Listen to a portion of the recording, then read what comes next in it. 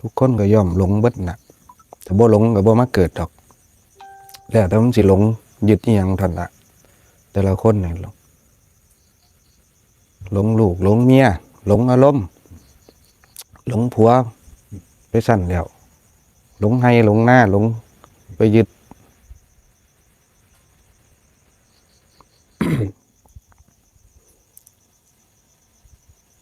หลงยศหลงตำแหน่งไปจั่งซั่นแล้วสมหัวโขนอยู่หั่นแหละหมู่เฮาก็ได้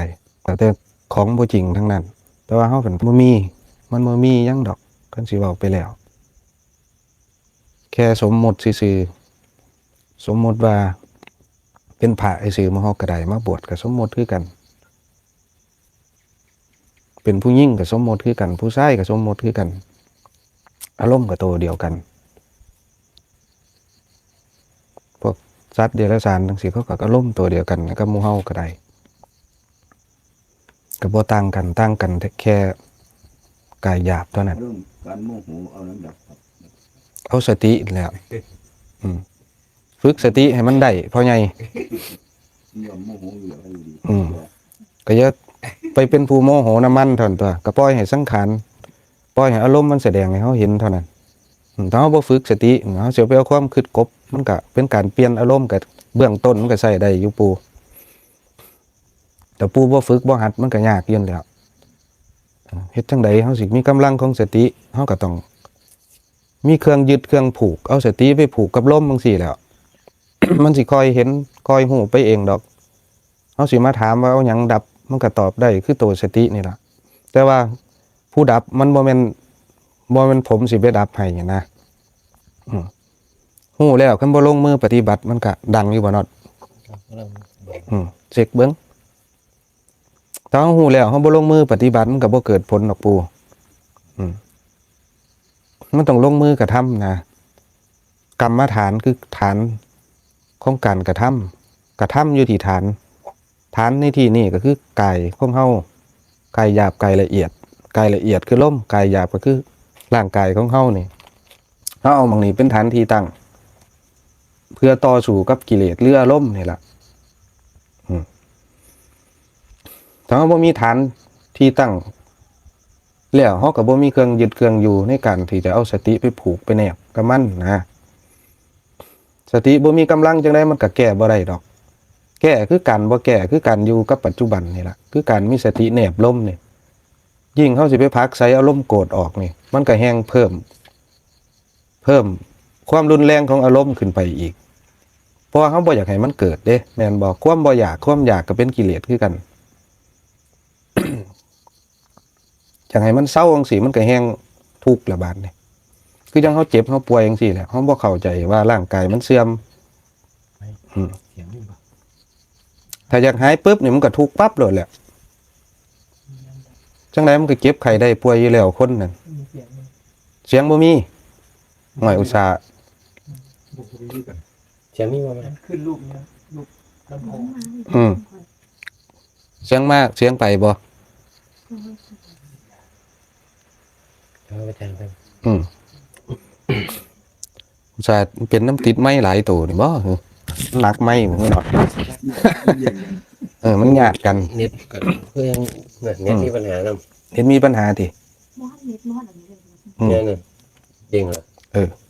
บ างหันมันก็ยังเด้งแจ้งเตือนอยู่ซั่นดอก จะปิดไหลกับมัน มันติดเอง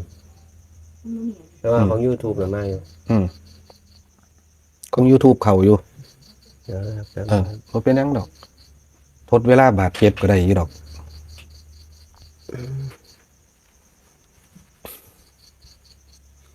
นี่ล่ะการเฮ็ดหยังมันก็ย่อมมีอุปสรรคเบิดเบิ่งลมกับมันว่าสิเบิ่งแบบสำบายแล้วเด้มันต้องทุกข์เด้มันจังออกจากทุกข์ได้ลงมือปฏิบัติเท่านั้นแหละปู่สอนเลย ผมก็ถามเพื่อโมโหสถานผมมีการโมโหมันก็เดี๋ยวดับได้มันโมโหเนาะตามตัวมูสละ เพื่อเจะของน้ำ เพื่อที่เขานำเป็นตัวมูนำ จังไดมันก็มีอยู่แล้วล่ะอารมณ์โมโหนี่ ขันบ่มีตัวนี้คนเฮาจริงก็บ่เกิดอ่ะ มันก็พระอรหันต์เต็มบ้านเต็มเมืองแล้วขั้นแรกก็ต้องเพื่อเจะของก่อนล่ะเมตตาเจะของซะก่อนนะปู่ ก่อนสิเมตตาผู้อื่นเมตตาเจ้าของซะก่อนนะ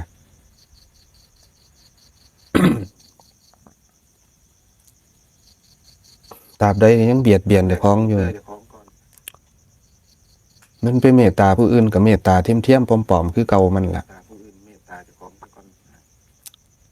ของ YouTube ดังอยู่ ดังอยู่บ่ เหลือแต่เฟซ บอกไปต่อเนื่องเลยบ่หรือจังใด ว่าไปเลย เออ เพราะว่า YouTube มันแบบนี้ นั่นล่ะ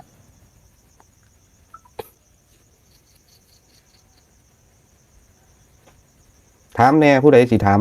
ย่ามมานั่งยังสิถามครับ ครับ ขณะที่พูดคุยกันในเรื่องต่างๆ เนี่ย การดูลมเนี่ย มันก็ต้องหลบกันนะ หลุดครับหลุด เวลาเราพูดเนี่ย ยังไงมันก็ดูลมไม่ได้อยู่แล้ว แต่มันจะดูความคิดทีนี้ เมื่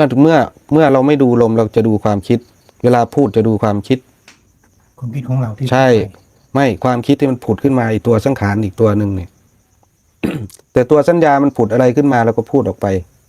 เราไม่ได้เตรียมตัวล่วงหน้าด้วยการพูดนี่สำหรับผมเนี่ยแต่สำหรับคนที่ท่องจำปริยัติมาเนี่ยเขาจะพูดไปตามหนังสือ มันก็จะมีคำพูดอื่นมาแทรกอยู่ แต่มันจะน้อย แต่นี่คือสัญญาตัวไหนที่มันผุดขึ้นมา เราจะดึงตัวนั้นมาใช้ นี่ ไม่ใช่ว่าจะไปเตรียมสคริปต์ไปอ่านหนังสือมาไปฟังมา ฟังยังไงมันก็จำไม่ได้ ยิ่งจะเข้าไปจำเท่าไหร่มันยิ่งลวน นี่ เจตนามันน้อยมันเบาบางลงไปแล้วเนี่ย หรือว่าเจตนาไม่มีเนี่ย เราจะตั้งใจเข้าไปคิด ตั้งใจเข้าไปจำไอ้ตัวที่เราอ่านหรือเราฟังมาเนี่ย มันจะตัดกระแสของมันเลย มันจะนึกอะไรไม่ออก นี่ แต่ถ้าคนปกติทั่วไป อย่างเรากำลังฝึกอยู่เนี่ย มันต้องอาศัยตัวสัญญาต้องอาศัยความจำไปอ่าน ไปฟังไปอะไรมา มันสามารถดึงมาใช้ได้ แต่ตัวนี้ที่ฟังที่อ่านที่จำมาเนี่ย ถ้ามันผุดขึ้นมาเราก็ดึงมาใช้ได้เนี่ยมันคนละอย่างกันนะ มันเกิดพร้อมกันนะ หมายความว่ายังไงเกิดพร้อมกัน มันเกิดทีละอย่าง ความคิดกับที่เราสัญญาที่เราที่ว่าจะดึงมา สัญญาผุดขึ้นมาเราก็ดึงมาใช้ แต่เราจะไปขุดคุยอะไรขึ้นมาใช้นี่ ไม่ได้เลย คืออยู่กับปัจจุบันคำว่าอยู่กับปัจจุบันเห็นไหม นี่ มันจะไปเตรียมการล่วงหน้าอะไรไม่ได้ เพราะนั้นจะพูดอะไรก็แล้วแต่ หรือมีความคิดแล้วแต่ ก็อยู่กับปัจจุบัน อยู่กับปัจจุบัน เพราะว่าการคิดการพูดเนี่ยมันจะแนบด้วยสติกำกับด้วยสติ ปัจจุบันคือสติ สติตัวเดียวเนี่ยมันอธิบายยาก มันต้องปฏิบัติไปเรื่อยๆกำลังของสติมันเพิ่มขึ้นเรื่อยๆเรื่อยๆเดี๋ยวมันจะค่อยๆรู้ไปเองครับ ตอนนี้เจตนาเราสมมติว่ามันยังหนามันยังตัวตนเรายังมีเยอะอยู่เนี่ยมันก็ต้องอาศัยเจตนาก่อนเป็นสิ่งที่อธิบายได้ยากคนที่เข้าไปเป็นสภาวะแบบนี้แล้วค่อยจะรู้จักอย่างคุยกับครูบาปูอย่างเงี้ยมันจะรู้กันว่าตัวสัญญาที่มันไม่สามารถที่จะเข้าไปปรุงแต่งหรืออะไรได้ปรุงได้ก็กระท่อนกระแท่นนิดเดียวมันก็ระบบอานาปานสติคือตัวสติสัมปชัญญะมันจะตัดของมันเอง มันจะตัดด้วยลมเองของมันเราไม่อยากไปตัดหรอกแต่มันก็ต้องตัด นั่นหมายถึงว่าผู้ที่เจริญอานาปานสติถึง เป็นอานาปานสัญญาเป็นอานาปานสัญญาแล้ว มันจะทำงานของมันเองอานาปานสติเนี่ยศีลสมาธิปัญญามันจะทำงานของมันเอง ถ้าเรายังมีการวางแผนในการพูด ในการที่จะคิดโวหารอะไรมาพูดเนี่ย เราไม่ได้อยู่กับปัจจุบันในบ้านเลยเราก็ต้องไปอนาคตแล้ว ไปอดีตแล้วทีนี้ นั่น แล้วถ้าเรายังไปอนาคตไปอดีตอยู่ การปรุงแต่งมันก็ย่อมมี ตัวตนมันก็ย่อมมี นี่แหละคำว่าอยู่กับปัจจุบันถามว่าจะระลึกเห็นหน้าคนโน้นคนนี้ได้ไหมระลึกได้รู้จักไหมพ่อแม่รู้จัก แต่ความกังวลในการคิดถึงในการเป็นห่วง มันไม่มีลูกหลานมีไหมมีเหมือนกันระลึกได้ไหมว่าคนนี้คือลูกคือหลานมันก็ระลึกได้แต่ความเป็นห่วงหรือความทุกข์ในการเป็นห่วงมันไม่มีคนดีคนชั่วก็ไม่ต่างกันทีนี้คนทำไม่ดีก็ด่าได้เหมือนกันก็ด่าเป็นเหมือนกันนะคนทำผิดอะไรอย่างเงี้ย ด่าก็ด่าในขณะปัจจุบันนั้น เวลาเราด่าแล้วความอาฆาตพยาบาทผูกโกรธอะไรมันไม่มีตามไปตามมา เราไม่ได้เอาความกังวลหรือความอาฆาตพยาบาทไปด้วย ปัจจุบันนั้นก็คือปัจจุบันไปเลยอย่างเงี้ย ละเอียดนะ มันละเอียดครับ เราต้องฝึกสติ ให้มันมีกำลังไปเรื่อยๆ มันจะค่อยวางของมันเองในตัว มันจะทำลายตัวตนอัตตาตัวตนไปในตัวด้วยสติสัมปชัญญะนี่แหละ มันจะทำลายตัวของมันเองแม้เราจะอยากทำลายแค่ไหนก็ทำลายไม่ได้ ถ้าเรายังมีเจตนาจะเข้าไปทำลายเข้าไปแทรกแซงมันอยู่เนี่ย ยิ่งเรื่องกรรมนี่ยิ่งแทรกแซงไม่ได้ แทรกแซงกรรมตัวเองก็ยังไม่ได้ แล้วเราจะไปแทรกแซงกรรมคนอื่นก็ยิ่งไม่ได้อีก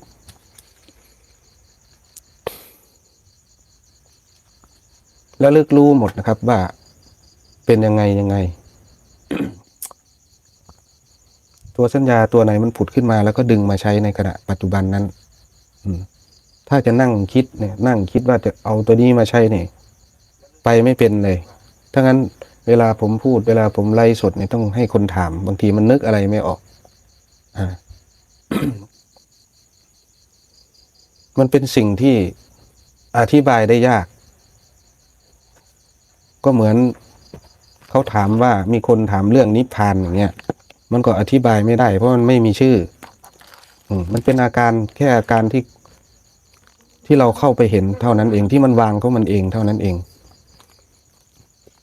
เป็นอาการของจิตแค่นั้นเองถ้าคนไหนเข้าไปถึงแล้วก็จะรู้เองว่ากรุงเทพเป็นแบบนี้รถเมล์สายไหนไปไหนตรงนี้เขาเรียกซอยอะไรเลี้ยวไปทางนี้มันจะเป็นถนนอะไรแต่ถ้าคนยังไปไม่ถึงกรุงเทพแม้จะอธิบายแค่ไหนก็ยังจะไม่รู้หรอกว่ากรุงเทพมันเป็นเมืองแบบไหนพื้นที่ทำเลมันเป็นแบบไหนนี่นะยังสิถามบอนาคมาหาปูสวนมีหยังสิถามบอ แก้กรรมแก้วิธีใดล่ะ แก้กรรมก็แก้ด้วยตัวสติคือเก่าสติเป็นบาดฐานสติใช้ได้ทุกกรณีบอนไปแก้น้ำให้ผู้อื่นแก้ให้ผู้อื่นแก้ให้บ่ได้นอกจากแก้เสียกเท่านั้นแก้กรรมมันต้องแก้เอาเองบ่ต้องไปแก้น้ำผู้อื่นบ่ต้องไปแก้น้ำซุ่มดูหมอต่อชะตาตัดกรรมตัดเว้นเฮ็ดท่งหน้างัวเฮ็ดท่งอันนั้นอันนี้ดอกปู สบายเลยเนี่ยเนาะ แม่นแท้บ้านเขาก็เจ้าบ่เข้าใจเรื่องกรรมเด้ เฮ็ดแล้วบาด เขาเจ้าบ่เข้าใจเรื่องกรรมนะปูส่วน พูดหมอหยังแหละสบาย สูตรแรกก็ว่าเจ้าของตัดกรรมตัดเว้นแล้วก็ไปเฮ็ดซั่วอีกคือเก่าแม่นบ่ก็สำบายใจได้แค่คราวเดียว แต่ว่าคนที่ปัญญาหน่อยอยู่เขาก็สิเชื่อว่านี่คือวิธีการตัดกรรมตัดเว้นนะตั้งแต่หมอเป็นสูตรหมอตัดกรรมตัดเว้นให้จักเป็นจังใดจักมื้อนึงเที่ยวหาหมอ3เที่ย4เที่ยก็มีนะไปหาตัดให้ตะมูหลายมันเลยไปเพิ่มกรรมให้เจ้าของบ้าน ซึ่งว่าทุกคนถึงมีกรรมทุกคนแหละ มีบัดสุคนละกรรมนะคันบ่มีกรรมบ่ได้มาเกิดดอก มันก็มาเกิดย้อนกรรมย้อนอารมณ์นี่แหละย้อนความปรุงแต่งนี่แหละตั้งแต่นั่งอยู่นี่มันก็มีกรรมเบิดนั่นแหละจักหน่อยก็มีกรรมคือกันเฮาก็ออกไปบิณฑบาตไปจังซั่นแล้วเฮาบิณฑบาตมาแล้วเฮาก็มากินข้าวล้วนแล้วแต่กรรมทั้งนั้นของหมู่นี่กรรมคือการกระทำเนี่ยมันบ่เข้าใจหลักของศาสนาอีหลีนะเป็นพุทธตั้งแต่ในบัตรประชาชนซื่อๆศาสนาพุทธว่าซั่นลงในบัตรแต่ว่าเข้าใจบ่ล่ะศาสนาพุทธเพิ่นสอนเรื่องหยังเพิ่นบ่ได้สอนเรื่องบวงสรวง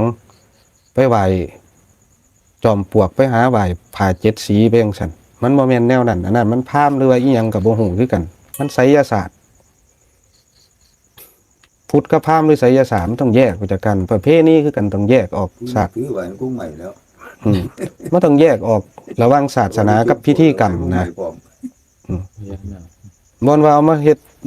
สมกันมุนอุ้ยปุ้ยแล้วก็ว่าเจ้าของเป็นพุทธบัดให้เขาเข้าใจเรื่องกรรมนะถ้าเข้าใจเรื่องกรรมแล้วมันก็สิย่านบาปมีความละอายเกรงกลัวต่อบาปขึ้นแต่ว่าตราบใดที่ยังบ่ฮู้เรื่องกรรมอยู่นี่ยากที่จะมีความละอายต่อบาปกรรมอีหลีมันเกิดขึ้นทางใดมันเกิดดูมันเกิดขึ้นทางความรู้สึกนึกคิดของเฮานี้บาด มันบ่ได้ไปเกิดจากดินฟ้าอากาศวัตถุสิ่งของภายนอก มันเกิดขึ้นอยู่ใจนี่แต่ใจเขาคิดตำหนิเพ่งโทษอาฆาตพยาบาทก็เป็นสัตว์นรกเป็นเปรตเป็นหยังไปแล้วคิดโลภอยากได้ของผู้อื่นก็เป็นเปรตแล้วมันก็ลงจ่อๆอยู่ใจนี่คือไปอยากไปแย่งลูกแย่งผัวแย่งเมียเขาเจ้ามันก็เป็นสัตว์เดรัจฉานไปละบาดเห็นบ่มันเป็นแต่ว่าท่านตายพี่ได้เปรตผีสัตว์เดรัจฉานอบายภูมิทั้ง4นี่ก็ได้มันตายแล้วจึงไปเป็นเด้กายหยาบมันไปเป็นบ่ได้เด้กายหยาบตายแล้วก็เผาไฟถิ่มเท่านั้นบ่เกิดประโยชน์จังกระดูกก็เอาไปแลกไข่ขี้เกียจก็บ่ได้จักสิไปเฮ็ดธาตุเฮ็ดหยังใส่ไว้เฮ็ดหยังไปซะนะเอาไปลอยอังคารผู้สิไข่กลัวบ่ให้ปลามัดปลากัดมันได้ส้นน้ำลูกน้ำหลืบน้ำหยังไปจังซั่นนี่เกิดประโยชน์กว่าไอ้ดินมันสูงขึ้น นะครับกินข้าวเบิดหลายเหล้า อืม กินไก่เบิดหลายตัวเหรอ ตายแล้วก็เอาขึ้น ธรรมชาติไปนะคือยังร่างกายเฮานี่แหละตายปุ๊บธาตุทั้ง4มันเซาประชุมกันทั้ง4แล้วธาตุน้ำมันก็ระเหยออกไปนี่เฮากินน้ำอยู่นี่จะกินน้ำมีหยังกินน้ำเงี้ยวน้ำเหงื่อน้ำตาเจ้าของน้ำเลือดเจ้าของได้อยู่เดียวมันหมุนเวียนเปลี่ยนธาตุอยู่นี่ไฟมันก็กลับคืนสู่ไฟคือเก่าให้ความอบอุ่นกับหมู่เฮาเวียนอยู่จังซี่บาดนี่เฮาใส่ธาตุหมุนเวียนเปลี่ยนธาตุกลับมาใส่ตั้งแต่ของเจ้าของอยู่นี่กินข้าวกินน้ำจังซี่พวกธาตุหยาบมันก็กลายเป็นดินจังซี่เฮาไปปลูกผักปลูกหญ้าดำให้ดำนาจังซี่มันก็ดูดขี้เฮานี่ล่ะมาเป็นสารอาหารเลี้ยงมันกลายเป็นเม็ดข้าวกลายเป็นผักกลายเป็นงัวเป็นควายหยังธาตุดินต่างๆนี่พวกเนื้อสัตว์มันก็มาจากดินคือเก่าเวียนจังซี่เฮาย่างไปนี่เอานี่ในพื้นที่หม่องนี้นี่เฮาย่างไปแต่ละก้าวนี่มันไปเหยียบกองกระดูกเจ้าของจักเทื่อละบาดเฮาสิฮู้อยู่บ่เอามือจิ้มลงไปในเม็ดดินนี่เม็ดดินติดขึ้นมานี่มันอาจจะมีกระดูกเฮาติดขึ้นมาก็ได้นั่นโครงกระดูกเฮาติดขึ้นมาก็ได้นี่แหละการเวียนว่ายตายเกิดมันเป็นจังซี่หมุนเวียนเปลี่ยนธาตุดินที่มันสูงขึ้นย้อนหยังบัดย้อนจากอารมณ์ความปรุงแต่งของหมู่เฮานี่เฮาไปยึดเอาความคิดยึดเอาอารมณ์นี่มันก็ต้องเที่ยวเกิดเที่ยวตายผู้หนึงปุ๊บกระดูกฝังลงในดินหรือกระดูกว่างในดินมันก็สูงขึ้นปั๊บโดดเห็นบ่ที่เพิ่นว่าอันคันหมอนี่ตายมันสิไข้แผ่นดินมันสิสูงขึ้นว่าซั่นมันก็แม่นความเพิ่นว่าอีหลีนั่นแหล้วนี่คำเปรียบเทียบของผู้เฒ่าโบราณเพิ่นว่าเห็นบ่บ่ว่าคนซัวสิเบิดไปเด้หมอนี่ตายหรือผู้นี่ตายก็ได้สมมตินะคนซัวมันก็มีคือเก่ามันนั่นล่ะเพียงแต่ว่าดูกมันกลายเป็นธาตุดินแล้วเอาไปฝังมันก็สูงขึ้นกระดูกท่อนนึงดินก็สูงขึ้นซ้ำกระดูกท่อนนึงหั่นล่ะหมุนเวียนเปลี่ยนธาตุของมันจังซี่กองกระดูกหมู่เฮานี่เป็นภูเขาเหล้ากาแล้วเฮาก็ยังบ่ฮู้เมื่อคิงอยู่นะคำถามติน็อตบ่ถามติล่ะบ่ฮู้ไอ้ลุงครูบาบ่ฮู้ว่าใส่ของเก่าหมุนวนเวียนอยู่ซี่บ่ครับคนส่วนมากสิบ่ฮู้คิดว่ามาใส่ของใหม่ได้เมียใหม่ก็ว่าเฮ็ดแนวใหม่คือเก่าเฮ็ดแนวใหม่อะไรอีหยังล่ะอารมณ์โตเดียวโตเก่าอยู่คือเก่าอยู่กินขี้ปี้นอนอยู่นี่กลับมาเฮ็ดแต่แนวเก่าบ่พากันเบื่อซะบ่นะเฮาสิบ่เห็นโทษเห็นภัยบ่เกิดจากเจ้าของทั้งนั้นนี่ศาสนาพุทธเพิ่นสอนเรื่องกรรมบัดไผล่ะเป็นผู้กระทำไผล่ะเป็นผู้ไปเสพอารมณ์นั่นพาเจ้าของมาตายเล่นนี่นะเดี๋ยวก็เปลี่ยนชุดซ้ำถอดเสื้อผ้าเปลี่ยนชุดใหม่อยู่เพราะปานนั้นสิไปใส่ชุดหยังล่ะแน่บัดนี้ไปอยู่ภูมิไหนล่ะบัดนี้ซ้ำได้เกิดเป็นมนุษย์นี่พบพ่อศาสนาพุทธนี่พบพ่อคำสอนพุทธเจ้านี่ ได้เขามาบวชในพุทธศาสนาก็แห่งเป็นสิ่งที่ประเสริฐมันเป็นสิ่งที่ยากอยู่ได้คนทั้งโลกคิดเป็นเปอร์เซ็นต์แล้วมันกี่เปอร์เซ็นต์นะบ้านคนในประเทศคนในโลกนี่แต่เกิดว่าเฮาบ่พ้อศาสนาพุทธเด้บ้านนี่เกิดมาในยุคที่บ่มีคำสอนของพระพุทธเจ้ามันสิเป็นแนวใดบ้านเป็นหยังคือบ่เร่งขนขวยเอานะรู้อยู่ว่าทางนี้คือทางเอกคือทางสายตรงคืออานาปานสตินี่มันสินำพาเฮาออกจากทุกข์ได้ แบบมั่วกันไปเฮ็ดพากันไปเฮ็ดเล่นเฮ็ดอีหลีอีหยังแนวมันของอีเล่นน่ะนะ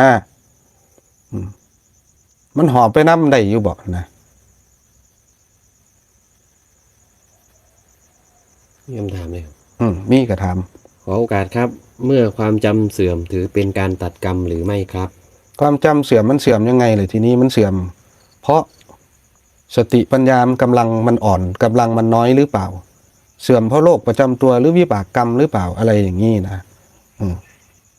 มันมีอยู่2อย่างคือเสื่อมเพราะอาการวิปลาสหรืออาการของโรคบ้า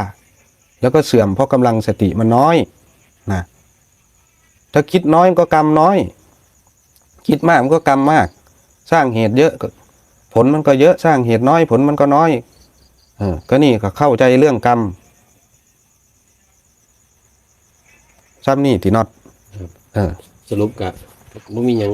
บอ พ้นกรรมมือเก่าก็เป็ มัน นกร ก็ รม บ่อยู่เหนือกรรมดอกครับถ้าเขายังอยู่เหนืออารมณ์บ่ได้นี่มีแต่พระอรหันต์นั่นแหละเพิ่นอยู่เหนือกรรมกรรมไม่มันบ่เกิดเท่านั้นแต่ว่าวิบากกรรมที่เฮ็ดมามันได้รับคือเก่าตราบใดที่เฮายังมีธาตุ4ขันธ์5อยู่นี่นอกนั้นอยู่ในกฎแห่งกรรมเบิดอยู่ในกฎไตรลักษณ์เบิดเจริญแล้วเสื่อมเจริญแล้วเสื่อมอยู่หั่นแหล้ว คุณรักบูชาธรรม200 โอ้ คุณสุริยาบูชาธรรม100 ว้าว พร้อม คือ คำ คิ้ว ถาม เหรอ เรียนถามครูบาการคิดเอาเองกับการพิจารณามันมีเส้นแบ่งต่างกันอย่างไรครับ มีแนวปฏิบัติอย่างไรครับ เส้นแบ่งมันไม่มีหรอกเส้นแบ่งจริงๆก็คือตัวสติปัญญานี่แหละมันจะคัดกรองของมันเอง ถ้าคิดด้วยแนบสติเนี่ยการคิดไม่ใช่ว่าจะเป็นของเสียไปซะหมดนะถ้าเราคิดและแนบด้วยสติเนี่ยมันไม่ได้คิดเรื่อยเปื่อยสามารถคิดได้บางคนก็เอาวิปัสสนานำหน้าก็มีบางทีเราก็ต้องพลิกแพลงไม่ใช่ว่าวิปัสสนานำหน้าไม่ได้แล้วก็หนุนด้วยกำลังสมาธิก็มีแต่บางทีก็ต้องนี่ใช้กำลังของสมาธิไปก่อนเนี่ย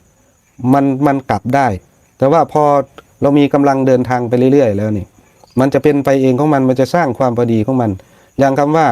วิปัสสนานำหน้าบางทีเราอาจจะใช้ความคิดก่อนก็ได้อย่างอารมณ์มันผุดขึ้นมาเนี่ยสมมตินะแล้วก็สามารถเอาความคิดมาคิดว่าจะกลับมาดูลมอย่างนี้ก็ได้นี่คือวิปัสสนาเห็นไหมถ้าเราใช้ความคิดให้เกิดเป็นวิปัสสนาใช้ความคิดให้เกิดประโยชน์เพิ่นถามวางใดก็มันคือไปอย่างสั้นนะ คิดกับพิจารณา อ๋อคำว่าคิดกับพิจารณา มันบ่คือกันยังไง มันไม่เหมือนกันถ้าความคิดจะเป็นตัวสัญญาอยู่ สัญญาความจำนี่เอามาคิดเนี่ยพอคิดแล้วปุ๊บมันก็ติดวังวนในของความคิดของตัวเอง เมื่อติดวังวนความคิดของตัวเองมันย่อมเข้าข้างตัวเอง มันย่อมมีตัวอยู่แล้ว แล้วคิดมันก็ต้องหาวิธีการที่จะจังใดล่ะ หาเหตุหาผล แม่นหาเหตุหาผล หาข้อสรุป หาข้อสรุปเข่าคางจากของอีกใส่ตะกะความคิดอีกนี่เพื่อสั่งคำเว้าคำจ่าที่มันมวนที่มันเว้าแล้วมันเป็นตะฟังเพื่อให้เข้ามาศรัทธาอันนี้เจ้าของเข้ารบเจ้าของสัตว์นั่นความคิดแบบนี้ มันเป็นการเข่าคางเจ้าของเสื้อเจ้าของอยู่ แต่ว่าการพิจารณาบานนี่พิจารณาทางธรรมนี่คืออยู่ซื่อๆเอาสติแนบกับลมเราสังเกตอาการของจิต สังเกตอาการของจิตกับอาการของกายคือลมนี่ ครับ นี่กายละเอียดคือลม สังเกตเบิ่ง สังเกตซื่อๆอยู่กับฐาน จอบเบิ่ง จอบเบิ่ง สิ่งที่เกิดขึ้น แมนจอบเบิ่งอาการที่มันเกิดขึ้นแล้วบ่ไปแทรกแซงบ่เข้าไปยึดเอาอาการบ่เข้าไปยึดเอาความรู้สึกนึกคิดคือตัวสังขารมันสิผุดขึ้นมาจังได้ก็สร้างปล่อยมันผุดผ่านนี่คือปัญญาคือการพิจารณาแบบบ่ได้คิด แต่ว่าถ้าคิดตัวมันยังบ่แม่นโตปัญญามันเป็นแค่ขั้นสัญญามันยังก่อภพก่อชาติ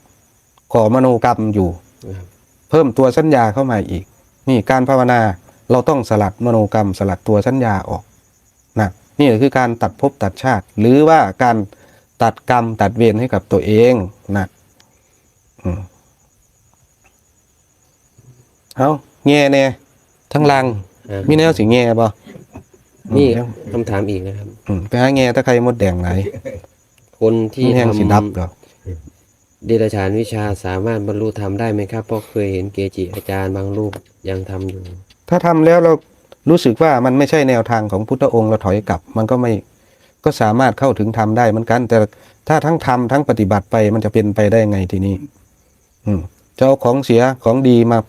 ผสมกันไปเรื่อยๆเป็นเกลียวเชือกไปเรื่อยมันก็ต้องเสียเวลาเนิ่นนานเสียเวลาเปล่า ทำไมเรารู้ว่ามันเป็นเดรัจฉานวิชาทำไมเราไม่สลัดมันออก เพราะว่าพุทธองค์ไม่ได้สอนเดรัจฉานวิชา สอนอานาปานสติสอนให้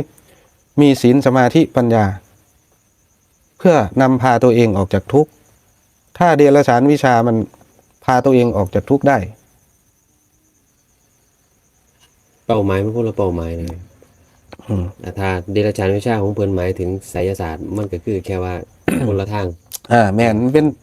เป็นอันหนึงขาวอันหนึงดำนะ มันเป็นแค่คนละทางนะ มันก็เป็นถ้ำกูอยู่แล้วแม่นบ่บาดมันเป็นขาศึกต่อกันอยู่แล้ว ครับ คือจังสมาธิกับนิวรณ์ก็เป็นขาศึกต่อกัน มีใจจิตเป็นสัจใจเฮาเป็นสมาธิแล้วนิวรณ์มันก็บ่เกิดแต่นิวรณ์เกิดเฮาก็บ่เป็นสมาธิเท่านั้นอย่าไปเฮ็ดมันเสียเวลานะ แต่เพิ่นถามว่าถ้าเฮ็ดแล้วเนี่ยสามารถที่บรรลุธรรมได้บ่ ได้แต่ว่าเฮาต้องฮู้เมื่อคิงแล้วว่าทางนี้มันบ่แม่นเฮาถอยกลับ ทุกคนย่อมผิดพลาดบ่มีผู้ใดสมบูรณ์แบบเปิดเสียสู่สิ่งสู่อย่างแม้กระทั่งโตผมเองนี่นั่งเจ้าโคอยู่นี่ก็เคยหลงมาคือกันเคยไปกราบฮอดฤาษีคือกันกราบรูปปั้นฤาษีนี่แหละเห็นบ่เขารู้แล้วว่านั่นมันบ่แม่นคำสอนพุทธองค์เขาก็ถอยกลับออกมาแล้วมาเริ่มต้นใหม่ฝึกอานาปานสตินี่ท่านศีลภาวนานี่เฮ็ดไปตามทางที่พุทธองค์สอนเดี๋ยวมันก็สิเข้าถึงทางแห่งการพ้นทุกข์เองสร้างกำลังของสติ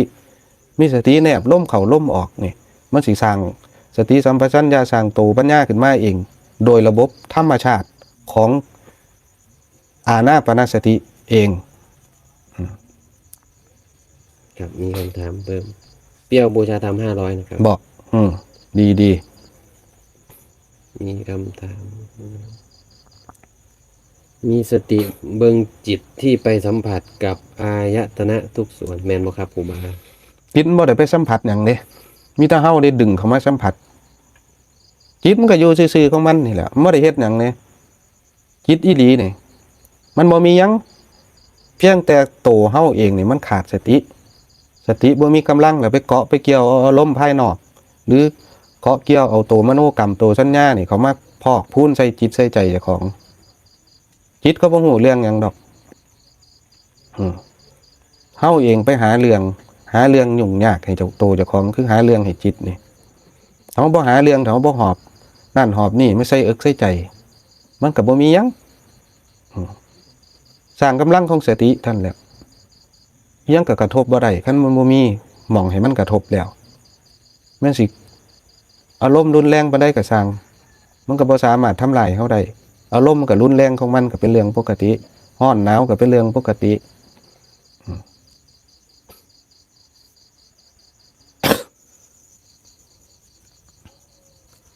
ไม่คือเงียบแต่ไม่มื้อนี่บ่มีแนวเถียงบ่เถียงเฮาแน่ การที่เฮาแนมเขามาเห็นจิตเห็นใจเจ้าของนี่เนี่ยผมว่าคนนี้ความรู้สึกข้างในมันเหมือนกับเห็นความรู้สึกข้างในของเจ้าของนี่เหมือนกับใจนี่มันไขว่คว้ามันต้องการอยู่ตลอดเวลาเหมือนกับมันบ่เต็มจักเทื่อมันพุดอยู่ตลอด แต่บ่รู้ว่ามันต้องการหยังแต่ว่ามันบ่เต็มอันนี้คือมันเห็นมันผิดทางบ่ค่ะ บ่ผิดทางดอก มันเห็นแต่มันพุดอยู่แบบนี้ตลอด ตัวที่ตัวหูซึกว่าตัวหูเขาไปควายขวามันน่ะคือตัวปัญญาเราเป็นหยังตัวหูว่าเฮาอยากแสวงหาอีหยังก็ได้แสวงหาอารมณ์เสียดายอารมณ์จังซี่เสียดายวัตถุสิ่งของสิในเมื่อตัวหูแล้วว่าสิ่งที่เฮาแสวงหาน่ะมันก็บ่แม่นของจริงสิ่งที่เฮาแสวงหานั้นก็บ่สามารถตอบสนองตอบโจทย์ให้เฮาได้สู่สิ่งสู่อย่างแล้วเป็นหยังคือบ่ถอยกลับออกมาจากสิ่งเหล่านั้นถอยออกมาจากสิ่งเหล่านั้นกลับมาอยู่กับฐานคือมีสติผูกกับลมไว้นั่นสิ่งที่เฮาควายคว้าหรือเฮาแสวงหาหรือเฮาเสียดายมันสิค่อยคายของมันออกไปเองค่อยคายไปมือเล็กมือน้อยจิตใจเฮามันก็สิถือคัดเก่าไปซุมื้อความห่วงหาความเสียดายในกามโทษหาความเสียดายในรูปรสกลิ่นเสียงหรือวัตถุที่ต้องไปพอใจนั่นมันสิค่อยถูกสำละออกเทเล็กเทน้อยเครื่องผูกพันเครื่องผูกมัดพันธนาการคือห่วงคือบ่วงที่เฮาไปจองไปดึงมันไว้อยู่หั่นมันก็สิค่อยคลายออกของมันบ่วงตัวนี้มันเป็นบ่วงเรื่องของนามธรรมคือความห่วงความเสียดายนี่ล่ะที่มันผูกมัดเฮาอยู่สู่มื้อสู่เว้นสู่วินาทีสู่ลมหายใจถ้าเฮาบ่มีสติถ้าเฮาขาดสติ มันสามารถมัดเฮาแบบข้ามภพข้ามชาติแล้วก็อีกหลายภพหลายชาติถ้าเฮาบ่ตัดกระแสหม่องนี้ผูกทั้งกลางเว้นกลางคืนพร้อมบันผูกทั้งที่บ่ได้ผูกเพราะว่าเฮาบ่ฮู้ว่ามันผูกเพราะมันบ่แม่นเสือกที่พอเฮาสิไปแก้ออกแล้วเฮาย่างได้โลดนะตัวนี้ผูกแบบอิสระเสรีแต่ว่าเฮานั่นส่วนมากคนนี่สั่งกับดักให้เจ้าของที่มันทุกข์ทรมานอยู่กูมื้อนี่มันติดกับเจ้าของนะบ่ได้ไปติดกับผู้อื่นเด้บ่คือหนูได้ไปติดกับคือจังเขาเจ้าไปหางจังซั่นนี่มันสร้างกับดักตัวนี้มันเกิดจากหยังมันเกิดจากความคิดปรุงแต่งคิดปรุงแต่งแล้วคันเฮาเข้าไปเชื่อความคิดก็ติดกับดักเจ้าของปั๊บโลดติดโดยบ่ฮู้โตพร้อมบัดนี่เพราะมันเป็นนามธรรมนะเฮ็ดจังได๋เฮาสิเห็นกับดักก็ต้องอานาปานสตินี่แหละสร้างนิสัยใหม่ขึ้นมาเรื่อยๆสร้างความเพียรให้มันต่อเนื่องมีสติระลึกรู้ว่าเจ้าของไหลเข้าไปตอนใดก็ถอยกลับเข้าฐานไปจังซั่นเอาสติผูกกับลมไว้มันสิดับยามใดก็เรื่องของมันตัวสังขารปรุงแต่งหรือตัวมโนกรรมนี่ความรู้สึกนึกคิดนี่ไหลเข้าไปตอนใดบ่ต้องไปเท้าหามันดอกบ่ต้องไปว่าเฮาเคลื่อน ตัดเลยได้ แม่นใส่ลมตัดโลดบ่ต้องไปเท้าหามันมีคนถามมาหลายเกี่ยวกับเรื่องตัวนี้ถามว่าไม่รู้ว่ามันไหลเข้าไปตอนไหนว่าซั่นนั่นมันเกิดความกังวลบาดเกิดความสงสัยแล้วเป็นหยัง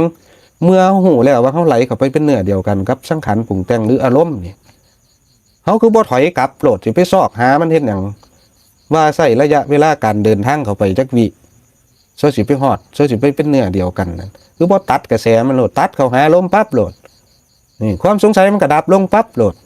บ่นั้นบ่เข้าเฮาไหลเข้าไปอีกถ้าเฮาไปเท้าหามันอีกความสงสัยก็เกิดขึ้นอีกนั่นตัดเข้าหาลมปั๊บโลดบานความสงสัยก็พังลงบ่ได้บ่เข้าก็ความสงสัยใหม่ก็เกิดขึ้นอีกมันก็เป็นอยู่จังซี่เป็นอยู่จังซี่เห็นซ้ำๆบ่อยๆซ้ำๆบ่อยๆเกี่ยวกับการไหลเข้าไปปรุงแต่งนี่มันสิเป็นอนุสัยใหม่ขึ้นมาทันทีบัดอนุสัยใหม่ต่อเนื่องอนุสัยเก่าที่มันเคยไหลเกิดความเคยชินไหลเข้าไปปรุงแต่งกับตัวสังขารนี่มันสิค่อยถูกสลัดออกความยึดมั่นถือมั่นหรือความห่วงหาอาวรณ์ในเสียดายนะกามมาโทษหามันก็สิค่อยคลายของมันออกไปเองเสียดายในลาภในยศในตำแหน่งมันก็สิค่อยคลายของมันออกไปเองว่าเฮาใส่ลมตัดไปเลยก็คือถือเป็นการรักษาหรือตัดมันตั้งแต่แรกไว้ก่อนแล้วแม่นบ่ครับตัดการเกิดตัดระบบปฏิจจสมุปบาทนี่ล่ะทิ่มไปเลยแต่ถ้าหากมันเฮ็ดกระบวนการมันจบแล้วเฮาไปดึงกลับมานี่ถือว่าเป็นการซ่อมมันอยู่ก็ถือว่าซ่อมแต่ว่าเฮาก็ต้องอาศัยการซ่อมนี่ล่ะบ่ว่าผู้ใดสิมาเบิ่งลมแล้วปึ๊บมันสิสามารถอยู่กับลมได้เบิดมื้อเว้าเพื่อเป็นกำลังใจให้ความต่อเนื่องบ่ว่าเบิ่งลมได้ตลอดดอกมันก็ต้องมีหลุดแน่ในขณะที่เฮาฝึกเฮาหัดอยู่นี่มันก็ต้องมีลมมีพวกเขาเลื่อนแน่ได้เก็บขี้หินแห่ออกจากหัวเขาแน่เพิ่นซั่นน่ะฮัดปั่นจักรยานหัดขี่มอไซค์ก็ได้มันก็ต้องมีบาดมีแผลเป็นเรื่องธรรมดานักรบสิบ่มีบาดมีแผลแล้วมันเป็นไปบ่ได้คันบ่ดวงดีอีหลีแม่นอยู่บ่ถ้าเฮาระลึกได้ก็คือตัดมันเลยบ่ครับระลึกได้ตัดโลดตัวนี้เห็นบ่ครับคือสติคือระลึกได้ท่านนี่นั่นล่ะนี่แหละคือความต่อเนื่องอีหลีมันเป็นแนวนี้เมื่อมันต่อเนื่องอยู่เรื่อยๆกำลังสติมันก็เพิ่มขึ้นพอกพูนอุเบกขาไปเรื่อยพอกพูนสติไปเรื่อยพอกพูนสัมปชัญญะไปเรื่อยมันก็สิมีความรู้สึกตัวทั่วพร้อมขึ้นเรื่อยบาดนี้นั่นมันก็อยู่กับลมคือกายละเอียดอยู่กับร่างกายคือกายหยาบนี่มันก็สิบ่ห่างกายเด้บาดนี้เมื่อบ่ห่างกายแล้วมันก็สิเป็นการเจริญฌาน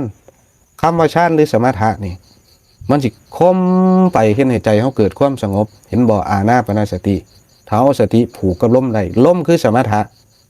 โตสติคือโตปัญญาคือวิปัสสนาโตสมถะคือลมมันสิคมอารมณ์ไปเรื่อยๆของมันเน็กไปเรื่อยมันเถาะเน็กไปเรื่อยเน็กอารมณ์เฮาไว้แต่ว่าโตสตินี่คือโตวิปัสสนามันสิเห็นบาดโตนี่สิจอบเบิ่งความคิดบาดนั่นจอบเบิ่งความคิดปรุงแต่งตาในมันสิเกิดบาดบ่เกิดแต่ตานอกเด้บาดตาในเริ่มสว่างขึ้นเรื่อยโตจักษุคือตาในนี่มันสิเห็นอารมณ์รูปรสกลิ่นเสียงอีหยังก็ได้มันเข้ามากระทบปุ๊บโตสติหรือโตวิปัสสนาที่เขาผูกไว้กับลมนี่มันสิเห็นอาการที่เขามากระทบแล้วเขาสิรู้สึกจังใดพอใจบ่พอใจเขามากระทบแล้วเขาบ่สนใจมันก็ฟงออกเขามากระทบอีกเขาบ่สนใจมันคือโตสตินี่ มันก็สิฟงออกไปนั่นถ้าเมื่อมันฟงออกไปแล้วนี่เจ้าของความรู้สึกนึกคิดหรือเจ้าของมโนกรรมเจ้าของภพชาติมันก็บ่มีอย่าให้มันทะลุเข้าไปหาเฮานะมีเกาะกำบังมีบังเกอร์ตำรวจตัวยังสิเก่งเนาะแม่นบ่เกี่ยวกับการยุทธวิธีจังซี่เฮาก็เอามาปรับใส่ประยุกต์ใส่ที่เราหลวงตานะความคิดสามารถเอามาใส่ได้นี่เฮาเคยวางแผนเฮาเคยฝึกยุทธวิธีหยังมาก็ได้มันสามารถเอามาใส่ได้เกี่ยวกับการภาวนานี่ประยุกต์ใส่เอานะมีอยู่ที่คำถาม เป็นคำถามเป็นอินบ็อกซ์เข้ามาหลายมือครับ บอก เพิ่นถามว่าเพิ่นเคยบวชมา4 พรรษาแล้วเพิ่นศึกแล้วเพิ่นเคยปฏิบัตินั่งสมาธิแล้วเพิ่นเข้าถึงความสงบ อืม ประมาณ3 ครั้ง อืม แล้วบัดนี้เพิ่นว่าเพิ่นบ่เคยพอความสุขสงบแบบนี้มาตลอดชีวิตเพิ่นเคยพอ อืม แต่เพิ่นนี่หมายสิเฮ็ดไปเฮ็ดเอาอีกเพิ่นบ่สามารถเฮ็ดได้อีก ก็ย้อนเอาไปขาดไปไหมย้อนตันหามันเข้าไปขวางไปกันย้อนความอยากมันไปแสกอยู่แห้งอยากสงบเท่าไรมันแห้งบ่สงบซ้ำเฮาไปคุ้มป่าในแห้งล่ะแห้งคุ้มเท่าไรมันก็แห้งดินย้อนความขาดไหมขาดหลัง มันสิเป็นไปเองดอก มันก็เป็นของบ่เที่ยงคือเก่าคือย่ามมันสิเป็นย่ามมันสิเป็นไปเองถ้าเฮาว่างเห็นบ่ถ้าเฮาว่างปุ๊บเฮ็ดเล่นๆหัวๆไปคำว่าเฮ็ดเล่นๆหัวๆคือการเฮ็ดแล้วบ่ไปคาดหวังบ่นว่าเฮ็ดแบบปล่อยปละละเลยได้คำว่าเฮ็ดเล่นเฮ็ดหัวนี่ เอาก็มีสติอยู่กับฐานนี่แหละอยู่กับลมนี่แหละ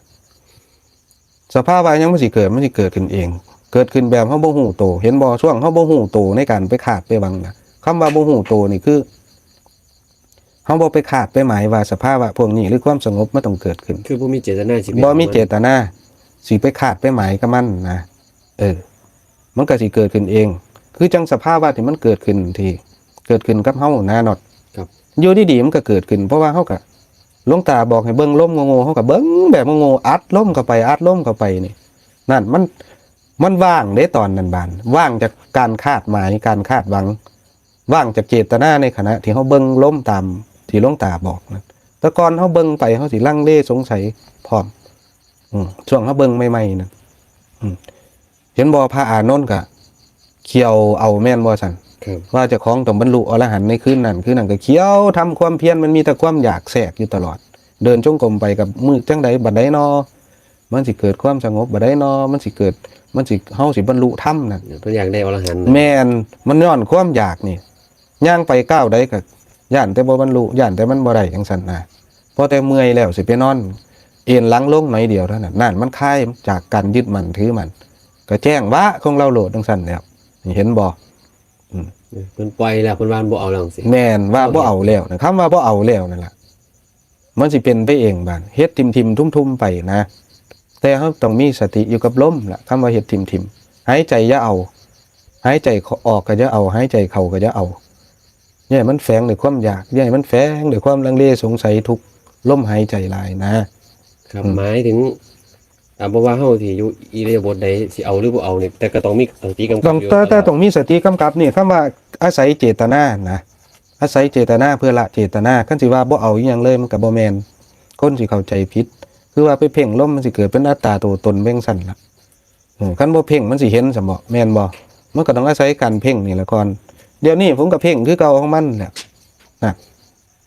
ถ้าบ่เพ่งมันก็สิเห็นซะบ่นะคำว่าเบิ่งลมเป็นอัตโนมัตินี่เฮาก็ต้องเบิ่งคือเก่าเพียงแต่ว่ามันบ่ได้ไปจ้องไปอันนี้เกี่ยวกับสภาวะที่มันเกิดขึ้นทางกายเกี่ยวกับสภาวะที่มันเกิดขึ้นทางมโนกรรมหรือความรู้สึกนึกคิดเฮานี่เฮาก็ปล่อยมันทำงานของมันไปกายกับจิต เพียงแต่เฮาอยู่กับลมเอาลมเป็นวิหารธรรมเท่านั้นเองนะ พระพุทธเจ้าก็เอาลมเป็นวิหารธรรม นั่นแหละเอาลมเป็นหมู่วันเถาะ ขนาดพระพุทธเจ้าก็ยังเอาลมเป็นวิหารธรรม นั่นน่ะเฮาสิไปเฮ็ดนำผู้ใดล่ะบาดคันเฮาบ่เฮ็ดนำพระพุทธเจ้าเฮาสิไปเอาอีหยังล่ะเป็นสาระเป็นเครื่องอยู่เป็นวิหารธรรมเฮาสิเอา TikTok บ่หรือเฮาสิเอาอีหยังไปสนา ปล่อยมันบ่ได้บ่ปล่อยมันก็ไปอาหลาด แล้วเราสิไปเอาเกมบ่หรือไปเอาหมู่บ่เป็นวิหารธรรมนะไปโซเหลกันนี่ต้องกุฏินั่นกุฏินี่ไปสันบอกนะ มองอยู่ที่ อีก2ซอยบ้านเราถูกนะคะ ก็ซอยมันเท่าทุกยุ่นล่ะสั้นปอพ่อมันก็บ่มีหรอกคัน TikTok มันเท่าทุกแม่นอยู่บ่ โอ้ ไป ป้องกันภัยฝ่ายพลเรือนเขาก็ยุบเบิดตัวเนาะแม่นบ่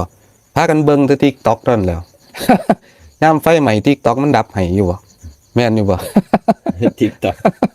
เว้าถึงแต่ TikTok นั่นน่ะโฆษณาให้เขาอีก น้องตากำลังดังนี่ครับ เออ TikTok แม่นเด้เนาะ 3 ล้าน5 เออ สองคน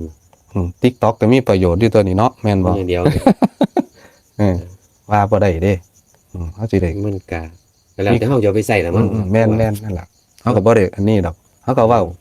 ไปตามเนื้อผ้าซื่อดอก มันก็มีประโยชน์ นั่นล่ะ ใส่เป็นประโยชน์ เลยสิถามมีหยังอีก พี่เอาถามบ่ ยังไม่มีคำถามค่ะ บอก โอ้บ่สงสัย อืม ตัวนี้ รู้แล้วว่าติ แน่นอน กูรู้แล้วว่าซั่นบ่ ไม่ได้มาถาม ถามเพื่อหมู่คือปูสวนนี่นะแหม่มีหยังสิถามอีกมอมสวน ยังมันคือออกอยู่ บ่ ยิ้มเปื่อยๆที่เอิ้นมอม เนาะปูสวน นี่กำลังใจบ่อนว่าไปหาละลาบละหลวงบ่ฮู้อาวุโสพันเตหรือหยังนี่คุณอาวุธวัยวุธทางโลกก็เคารพอยู่นะนั่นน่ะคนเฮาอยู่ร่วมกัน โลกก็ทำมันต้องควบคู่กันไปนะเห็นบ่ฮู้อยู่ว่าปูสวนเรามาบวชรุ่น เราก็เป็นพันเตอยู่ แต่ว่าความเคารพทางคุณอาวุธวัยวุฒิทางโลกอะเคารพเพิ่นจังซี่นะเห็นบ่คือยังผู้กำกับจังซี่ก็เคารพทั้งอาวุโสทางธรรมทั้งทางโลกนะแต่ว่าสติปัญญาของแต่ละคนมันก็บ่คือกันนะ อ้าวครูบาได้เห็นสมมุติไปแล้วก็ยังสิอยู่บ่ครับ ห้อยเฮาบ่ได้ว่าเฮาอยู่เหนือสมมุติหรืออยู่เหนือหยังนี่เฮาก็อยู่ธรรมดาของเฮาจังซี่แหละมันก็เคารพคือเก่าแหล้วเนาะโลกกับธรรมแม่นบ่ต้องถามครูบาปู่ เนื้อสมมุตินะ คำว่าเหนือสมมุติก็แค่สมมุติคือเก่าคำว่าเหนือสมมุติก็ได้วิมุตติก็เป็นสมมุติคือเก่าเพียงแต่เอาคำมาสื่อสารมาเว้าสื่อสารกันให้เข้าใจซื่อๆนะ หรือว่ามันยังเข้าใจสมมุติบ่ครับ แม่นแห้งเข้าใจสมมุติแห้งเคารพสมมุติ มันก็สิแยกไปว่าในเป็นประโยชน์กับโทษมัน ปัญญามันสิแยบคายของมันเอง มันสิมีความละเอียดแยบคายไปในตัวของมัน แห้งเคารพธรรมวินัยแห้งย่านบาปย่านกรรมนี่แหละบ่มีบาปมีกรรมเท่าใดแห้งย่านบาปย่านกรรมมันก็เลยระวังบาปเพราะหยังเพราะว่ามีสติผูกกับลมไว้ตลอดมันสิเกิดความสำรวมระวังของมันเอง แต่ว่าบางที่คำเว้าคำจามนก็คือจังคนบ่มีศีลบ่มีธรรมไปจังซั่นแต่ว่าภายในมันสิหูเองเพราะว่าหยังเพราะมันถ้ามันบ่มีเจตนาจังซี่แล้วมันสิไปเบียดเบียนผู้ใดได้แล้วมันสิไปทำลายผู้ใดได้แล้วมันสิไปตัวผู้ใดได้จังซี่นะแล้วมันสิไปเฮ็ดผลประโยชน์เพื่อเจ้าของมันเป็นไปได้บ่ซั่นนะสร้างบาปสร้างกรรมสร้างได้บ่บาดนี้มันก็สร้างบ่ได้ มีคำถามครับ ดูลมธรรมชาติไม่ใช่ไปบังคับลมใช่ไหมคะ แม่นแล้วธรรมชาติคือหูว่ามันสั่นมันยาวออกสั่นออกยาวเท่านั้นเฮาบ่ต้องไปกำหนดมันเถอะถ้าเฮามีสติผูกกับลมได้แล้วนี่ปล่อยฟรีสไตล์เลยปล่อยให้เป็นฟรีสไตล์แต่ว่าสำหรับผู้ฝึกใหม่บาดนี่สิไปปล่อยฟรีสไตล์บ่ได้เด้มันต้องกำหนดมันต้องดึงมันต้องลากมันซะก่อนแต่ว่าถ้าเฮามีความมั่นใจว่าเฮาอยู่กับลมได้แล้วนี่ปล่อยแฮนด์เลยบาดนี่ฟรีสไตล์แค่กับแค่พยุงมันเท่านั้นเองฮู้ว่ามันหยาบฮู้ว่ามันยาวฮู้ว่ามันละเอียดฮู้ว่ามันสั่นฮู้ว่ามันบ่มีลมเท่านั้นเฮาบ่ต้องไปบังคับบัญชาหยังปล่อยแบบสำบายฟรีสไตล์ไป ผู้ที่กำลังดีแล้ว แม่น มันลมหยังมันก็ได้นะ ลมหยังมันก็ได้ ครับ ตีลังกาอยู่กับเบิ่งลมได้ไปซะนะแต่ว่าถ้าผู้ฝึกใหม่ต้องตามซะก่อนต้องกำหนดซะก่อนอย่าพึ่งไปปล่อยเป็นธรรมชาติโลดต้องอาศัยการเพ่งการกำหนด การดึงการลากการผูกไว้ให้มันติดให้มันลึงให้มันเป็นหมู่กันกับลมได้ซะก่อนนะนั่นล่ะจังปล่อยฟรีสไตล์บาดเดี๋ยวมันสิเข้าใจผิดนะซุ่มเขาเจ้ายังฝึกใหม่อยู่โอ้เอาแบบฟรีสไตล์เลยมันสิว่านะมันสิบ่เห็นความคิดเจ้าของจักเทื่อมันสิไหลเข้าไปปรุงอยู่เรื่อยมันสิเนิ่นช้าซื่อนะ กราบนมัสการเจ้าค่ะนั่งดูลมไปวันๆเราจะรู้ได้อย่างไรคะ ว่ามีสติและปัญญาค่ะ ไม่ต้องไปรู้หรอกว่ามีสติหรือปัญญา แค่เราอยู่กับลมให้มันได้เอาสติผูกกับลมให้มันได้ ตัวสติสัมปชัญญะหรือตัวปัญญามันจะเกิดขึ้นเอง ถ้าเห็นความคิดเมื่อไหร่นั่นแหละคือสติเรามีกำลังปัญญาเรามีกำลังตราบใดที่ยังไม่เห็นความคิดแล้วไหลเข้าไปปรุงเนี่ย ปัญญามันก็ยังไม่เกิดสติยังไม่มีกำลังให้สังเกตความคิดว่าเราเห็นมันไหมเรารู้เท่าทันมันไหมแต่ถ้าไหลเข้าไปปรุงอยู่ทั้งวันนั่นแหละปัญญายังไม่เกิดแต่ปัญหานะเบิร์ดเราบ่นอด นั่งครับ บอก เรียนถามครูบาค่ะ เราจะรู้ได้ยังไงว่าเราถึงธรรมะแล้วครับ มันเป็นปัจจตังต้องมองลงใจตัวเองว่าอารมณ์มันสามารถทำร้ายเราได้ไหมถ้าอารมณ์รักโลภโกรธหลงเห็นผู้สาวเห็นผู้บ่าวก็ยังอยากไปนอนกอดนอนกกอยู่เนี่ยถ้ายังเข้าไปร่วมปรุงแต่งอยากเอามาเป็นเจ้าของเห็นลูกเห็นเมียเขาอยากเอามาเป็นเจ้าของอยู่เนี่ยก็แสดงว่ามันยังไม่ถึงไม่ว่าคฤหัสถ์หรือพระหรือใครก็ตามที่ยังฝึกอานาปานสติหรือการปฏิบัติภาวนาเนี่ยนี่ดูตรงนี้ไม่ต้องไปดูที่อื่นไม่ต้องไปดูบุคคลอื่นไม่ต้องไปรับประกันใครหรอกรับประกันตัวเองให้มันได้ก่อนนะมองลงที่ใจเท่านั้นแหละปัจจตังไม่มีใครรู้หรอกว่ามันเป็นยังไงมีแต่ตัวเองนี่แหละรู้ถ้าเบื้องต้นถ้าเรายอมรับทุกสิ่งที่เกิดขึ้นกับเราได้นี่มันเป็นเบื้องต้นไหมครับ ก็คือนั่นแหละยอมรับก็คือการแก้ปัญหานี่แหละคือการยอมรับการแก้กรรมเนี่ยคือการยอมรับนั่น